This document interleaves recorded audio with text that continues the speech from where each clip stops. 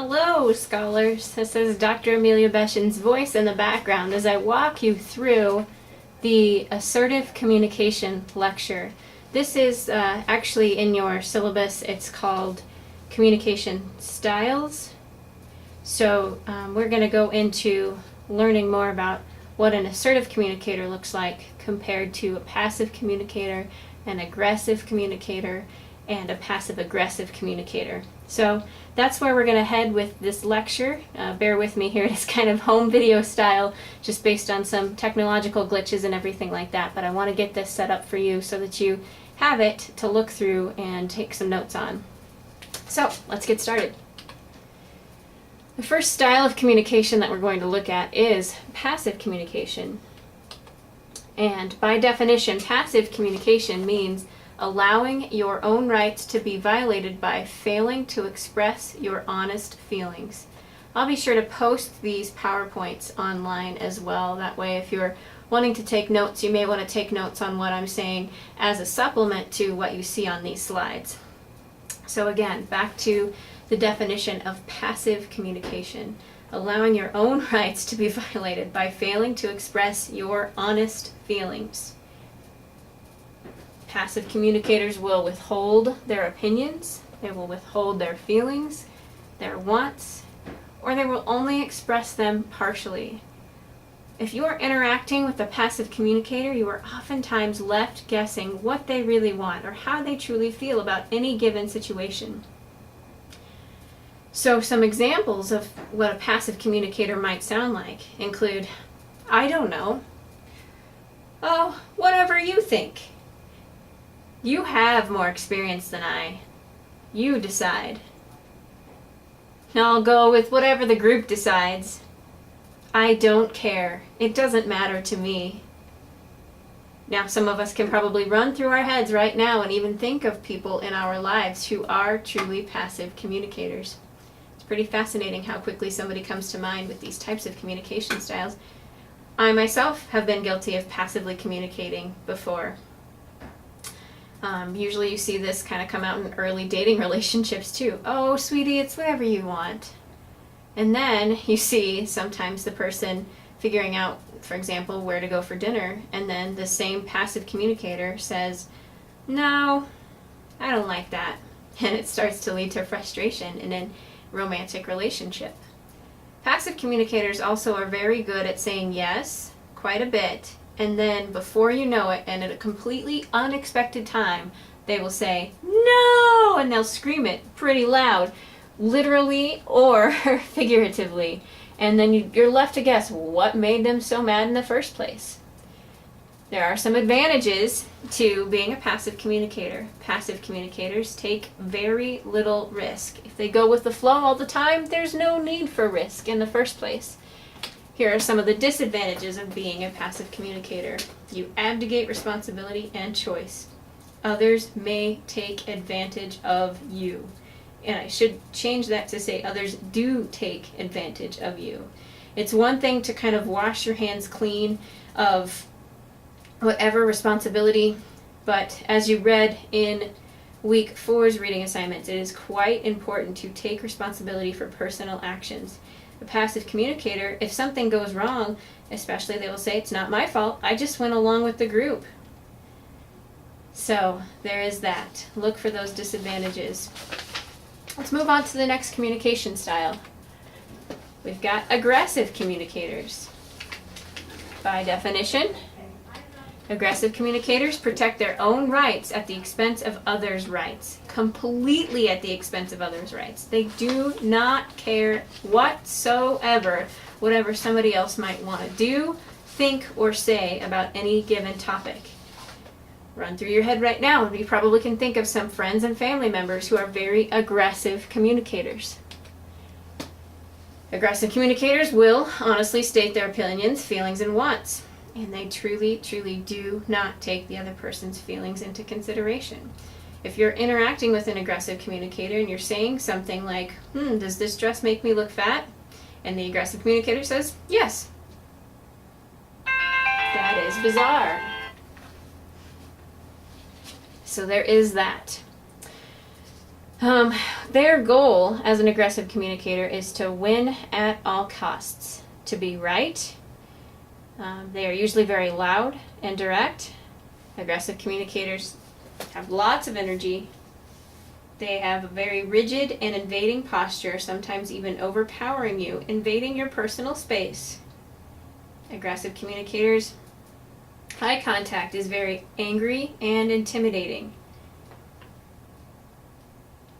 Sometimes aggressive communicators include sarcasm, belittling, putting someone else down. Rhetorical questions they really don't want the answer to, but they just ask for the sake of asking, maybe even to pretend as though they care. They oftentimes blame others, or they are really accusatory in their comments. They use a lot of you statements. Aggressive communicators might even say something like, "You make me feel a certain way." When we break down that phrase specifically, you can tell that there's a lot of falsehood behind it. In all actuality, I cannot make another person feel any emotion. My actions may reflect and also then help them to decide on how to react to me. However, I can never make somebody feel a certain way. Aggressive communicators forget that. They will oftentimes use you statements. They will point their fingers, they will pound on the table, they will glare. They often are very controlling, and sometimes even go to the extent where they would physically or verbally abuse somebody. After describing the aggressive communicator, it's really hard to even come up with any sort of advantage. But here is the advantage for the aggressive communicator. They will often get their way. I've worked numerous times in counseling with people who are dealing with aggressive communicators, and they're wondering why. Why is it that they always get their way? Well, nobody's ever challenged them on it, or if somebody does challenge them on it, chances are the aggressive communicator does not care and then just forgets the person in the first place and does not maintain the friendship. Here's the disadvantage. It's probably pretty obvious at this point in time. You don't foster good relationships with others. Obviously, this is not the way to do communicating. Some examples of what an aggressive communicator might say: "I don't know why you can't see that this is the right way to do it. It's going to be my way or not at all. You're just stupid if you think that will work. That kind of logic will sink the company. Who cares what you feel? We're talking about making things work here." That's the aggressive communicator. Extremely difficult to work with. Let's move on to the next communication type. Now you combine the two and you've got passive aggressive communication. This is the one where if you're interacting with them, you are left guessing quite a bit. Do you love me? Do you hate me? Which one is it today? Passive aggressive communicators forfeit their own rights initially, but then they try to manipulate later, and they really do seek revenge at a later time. As I said, this is the one communication style that does confuse other people. It's really sending a mixed message when you say one thing and do another. Now you can probably comb through your mind to think of people who are very passive-aggressive in their communication style. Passive-aggressive communicators avoid conflict. That's kind of their goal. They don't want to make people mad up front. But then later they want to make others wish that they'd seen it the way that they wanted it to be in the first place. Passive-aggressive communicators do act out on aggressive impulses, but in indirect ways. Passive-aggressive communicators are late to things, oftentimes. Sometimes they might use the excuse that, well, I show up when I show up. So there is that as well. They conveniently forget their commitments. They agree, but then pout later. Passive-aggressive communicators will make sarcastic comments. They will talk about others behind their backs. You can see how this type of communication style leads to a lot of distrust. Passive-aggressive communicators channel complaints through others instead of talking directly with someone they're upset with. They take it out on other people who are not involved. These are some fun ones. I did have a blast coming up with examples of what a passive-aggressive communicator can sound like.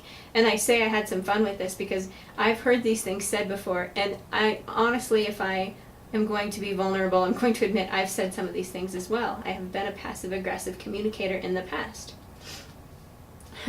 Here's some examples of what they sound like. I love your hair. Most people probably can't even tell it's a wig. Another one. I hear what you're saying, and I wouldn't want to make waves, so I'll do what you say even though someone will probably get sued. I don't care if you don't take out your trash, but if you don't, we'll be living in a garbage dump. So as you see, most of the time it's do what you want, but I have the better idea. That's the type of style of this person. Here are some advantages. You express your anger without having to engage in an actual confrontation. Most people by nature are conflict avoiders, so this seems pretty appealing, not to get involved in a confrontation. Finally, a disadvantage is you don't foster good relationships with others. They can't trust you. That's the bottom line there. You just don't know if you're left guessing whether the person loves you or hates you. So you kind of walk away from the relationship and don't get too involved in the first place. Here we go. We're on to the ideal now. Assertive communication. Please notice that it is not aggressive communication. Here's what the definition of assertive communication is. Protecting your own rights without violating the rights of others. This can happen. We'll get into how in the next few slides. You clearly state your opinions, feelings, wants, and needs without hurting, judging, or blaming others. The goal is to communicate with respect. That's a big word. Respect each other, understand the other person, find a solution if there's a problem. Assertive communicators speak in a calm, clear tone of voice. They maintain good eye contact. They have a relaxed posture. They are confident, strong in their communication, very flexible, and remain relatively objective. That's one that I want to speak about here pretty quickly, but in some of your discussion posts I've noticed biased comments, or even in some of the writings that you have, you are writing from a lens through which you view the world, and I can understand and respect that. However, that does not mean that you are remaining objective when it comes to dealing with issues around sustainability. So keep that in mind. Assertive communicators appreciate differences. They listen effectively. You have the chance to try that skill out for sure. They validate others. They present their wishes clearly and respectfully. And they achieve their goals without hurting others. So, here are some examples of what an assertive communicator might sound like. And you may recognize some of these in the lab skill demonstrations that I posted on D2L. So, what you're saying is, and then fill in the blank there, a summary statement, also a way to assertively communicate. Using I language rather than you language, as we've already explored, is the wrong option. I think, I feel, I believe that. I would appreciate it if you, and then fill in the blank. I can see that this is important to you, and it is also important to me. Perhaps we can talk more respectfully and try to solve the problem. All great examples of how an assertive communicator speaks. The advantage with this one, you do maintain good relationships. You find win-win solutions. It almost seems impossible sometimes with the conflict that some people go through. But thinking outside the box, being respectful of others, really, really helps with that win-win situation. A disadvantage, you can't guarantee that others will also communicate assertively. You only have control of you. So that is really, really important to know. I'm going to come back to the remainder of this lecture in just a second, but I'm going to take a break here. All styles have a time and place, and I want you to know that assertive communication is generally the healthiest and the most productive. The reason why? Boundaries are respected.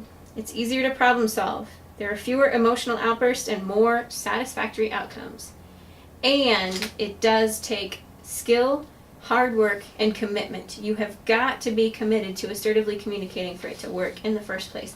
It takes time to do this. It's not going to be a quick fix. Keep that in mind.